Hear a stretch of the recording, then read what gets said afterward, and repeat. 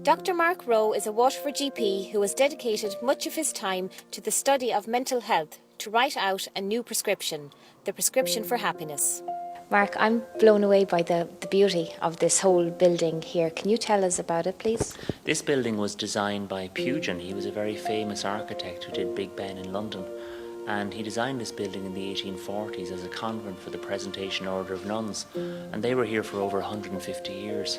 And we bought the building back in 2006 and restored it as a primary care centre that very much reaches out, connects with and is closely integrated with the community that we're privileged to serve.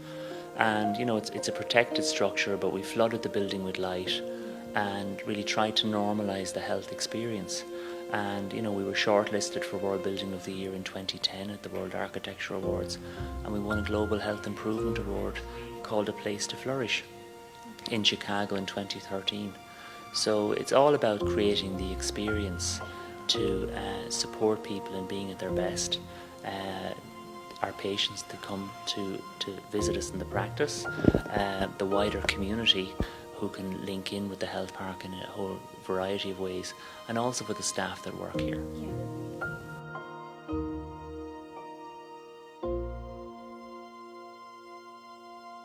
Well, I've discovered through my own insight and reflections, Lynn, that you know, only 20% of people are living life at their best.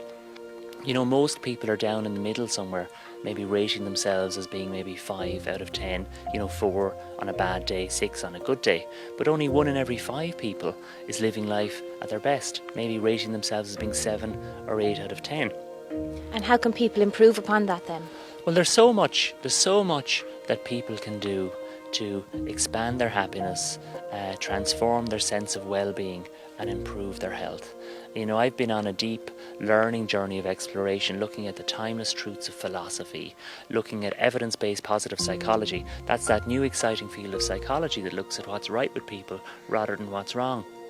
And through that research, and by looking at my own experiences interacting with patients on a daily basis, I've realised that there's so much we can do to build new habits and break old habits. And when it comes down to it, there's about 10 things that you can do to expand your happiness.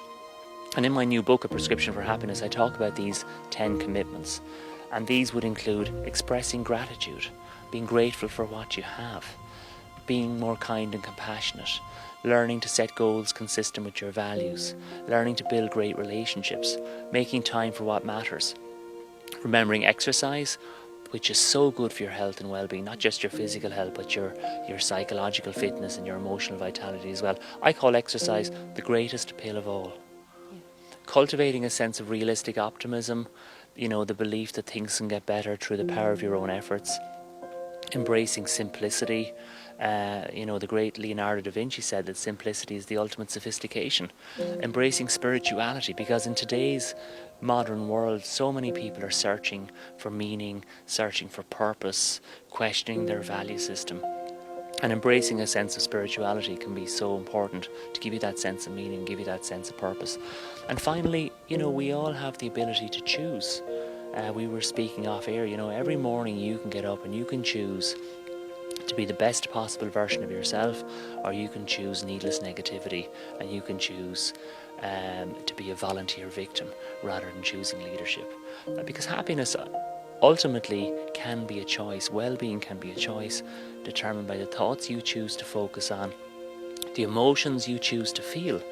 And ultimately, in terms of emotion, you know, it's not about eliminating negativity completely.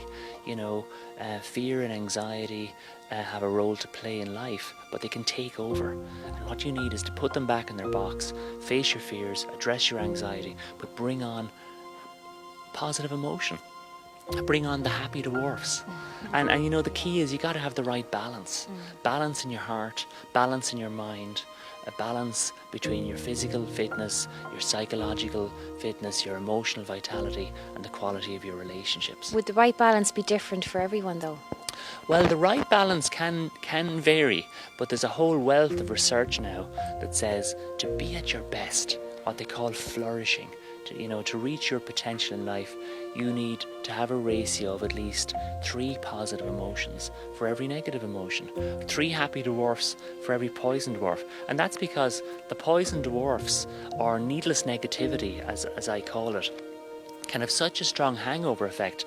It's like passive smoking, and and your listeners know how bad smoking can be for your health and well-being. But needless negativity can be just as bad and just as toxic. It can linger, it can be just as contagious. So what you need to do is you need to bring on enough positive emotion to counteract that negativity, and it needs to be at least 3 to 1. And in your key relationships, with your loved ones, with your friends, with your family, and in your workplace, it needs to be even higher. It needs to be at 5 to 1. And once you have that right ratio, magic things start to happen. How can people go about getting on this journey? Well, I think, it's all about the inner journey. It's all about getting to know yourself better. I'm a great believer in the power of keeping a journal, a little notebook, writing things down. Write down 3 things you feel grateful for every day. Learning to express gratitude. At Christmas time, it's not enough just to buy your best friend a present. You have to wrap it up and give the present. And it's the same with gratitude. You need to express it. It needs to be heartfelt. It's not enough just to feel grateful. You have to express it. And for any of your listeners that have children, teaching your kids every night 3 things that went well each day. Tell me 3 things that went well. It's a wonderful way to build inner confidence, to build self-worth, to build self-esteem. So learning to express gratitude, writing in your journal, writing down your goals, even small little baby goals that you're working towards. It might be building a new exercise program. It might be committing to eat more healthily. It might be committing to take up a new hobby, build a new habit. It can take about 66 days to build a new habit or break an old habit.